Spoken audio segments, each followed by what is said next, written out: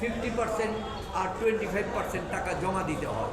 অর্থাৎ তাকে অর্থনৈতিকভাবে ক্ষতিগ্রস্ত করার জন্য, হয়রানি করার জন্য এই জিনিসগুলি করে। হয়রানির জন্য এখন মানহানির মামলা করবেন, আপনারা জানেন ডক্টর মোহাম্মদ ইউনূস সাহেব কোনো তার বিদ্বেষমূলক মনোভাব নাই।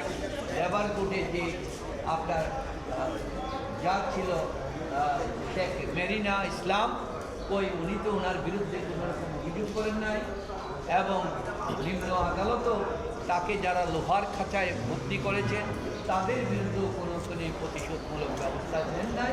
উনি নেবেনও বলে নেবেনও না, এবং এই ধরনের কোনো চিন্তা ভাবনা তার গ্রামীণ ব্যাংকে ডক্টর মোহাম্মদ ইউনূস কি আবার আগের মতোই না, গ্রামীণ ব্যাংক তো আলাদা। গ্রামীণ ব্যাংকের সাথে তো এটা সরকারি প্রতিষ্ঠান। আর আপনাদের সবারই এটা ভুল হচ্ছে, ডক্টর ইউনূস সাহেবের 52টা প্রতিষ্ঠান হচ্ছে সামাজিক সোশ্যাল বিজনেসের মাধ্যমে গড়ে তোলা।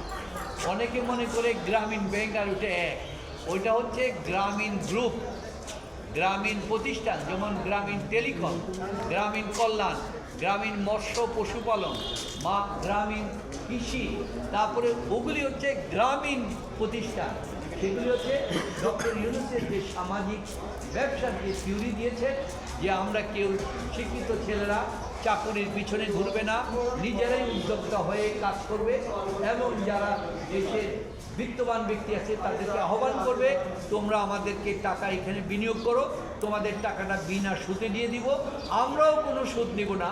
এই সমস্ত আয়টা for the advancement of the সোসাইটির জন্য, এটাই হচ্ছে তার সামাজিক।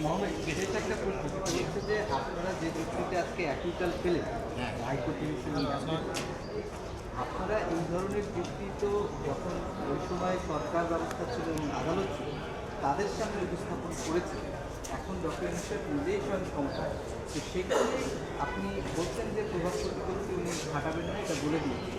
তো আমরা কি পারসেপশনটা কীরকম যে আসলে এটা প্রচলিত গত সরকারগুলিতে আমরা দেখেছি। কারণ আপনারা দেখেছেন আজকে যে সুপ্রিম কোর্ট আপিল বিভাগে যে বিচারপতিরা নিয়োগ হয়েছে, ওনাদের কাউকে কি ওভারটেক করে আনা হয়েছে? আনা হয় না।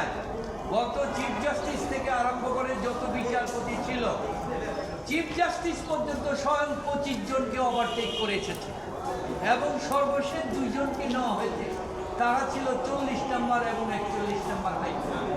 সুতরাং এই যে অ্যাপিলেট ডিভিশনে যে বিচারপতিরা এসেছেন, তারা আরও 5 বছর আগেই চিফ জাস্টিস হওয়ার এবং অ্যাপিলেট ডিভিশনের বিচারপতি হওয়ার যোগ্য।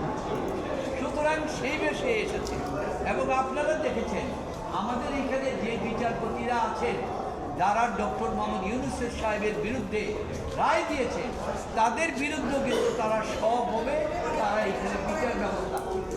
যাদের বিরুদ্ধে দুর্নীতির অভিযোগ ছিল যে 12 জন, তাদেরকে মাননীয় চিফ জাস্টিস সাহেব আমন্ত্রণ জানিয়ে তাদেরকে করেছে, কিন্তু কোনো রকম অবস্থায় প্রফেসর ডক্টর মোহাম্মদ ইউনূস সাহেব তত্ত্বাবধায়ক সরকারের প্রধান হওয়ার পর হাইকোর্টে বা কোনো নিম্ন আদালতে কোনো বিচারকের পরিবর্তন, তার উপরে কোনো শাস্তি বা কোনো কিছু করা হয় নাই। এখানে সম্পূর্ণটা আইনের বিধান অনুযায়ী চলছে, এবং কোনো কিছুতেই উনি ইন্টারফেয়ারেন্স করছেন না, এটা আপনারা নিশ্চয়।